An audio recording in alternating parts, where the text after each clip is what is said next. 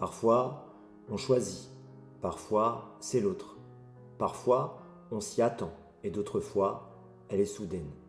Elle a souvent lieu plusieurs fois dans notre vie.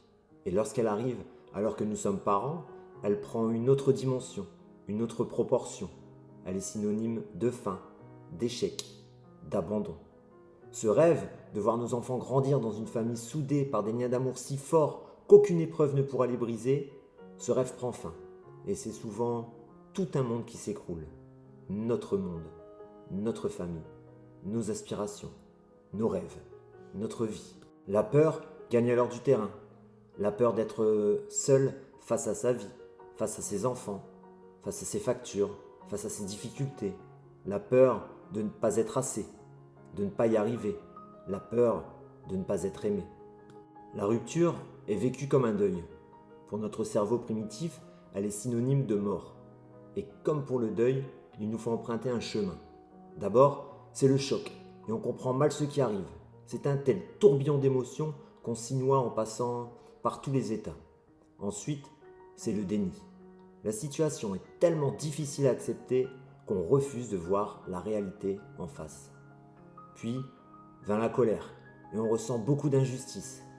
Et toujours et encore, la peur et ses illusions. Enfin, vient le désarroi et la tristesse. C'est ici en général qu'on touche le fond. Et paradoxalement, c'est sur ce fond que l'on va pouvoir s'appuyer pour rebondir, comme on le ferait dans le fond d'une piscine. C'est sur ce fond qu'on va se découvrir une force et des ressources insoupçonnées. La phase qui est essentielle à notre reconstruction est celle de l'acceptation et du pardon. On pardonne à l'autre, on se pardonne à soi-même, on accepte la situation et on commence à chercher un nouveau sens. Parce que si la rupture est si difficile à vivre, elle ouvre bien le chemin à d'autres possibilités. Elle est une épreuve. Et comme pour toutes les épreuves, elle nous apporte un cadeau. Le cadeau de comprendre que l'amour le plus grand que l'on doit porter, c'est l'amour de soi. Le cadeau de comprendre qu'on a besoin des autres pour aimer, mais qu'on n'a pas besoin des autres pour s'aimer soi. Le cadeau de grandir et d'évoluer. Le cadeau de capter l'essence ultime de notre moi profond. Alors je ne sais pas où vous en êtes par rapport à votre rupture, mais où que vous soyez, rappelez-vous que le véritable amour n'apporte ni tristesse, ni peur, ni panique, ni colère, ni désarroi.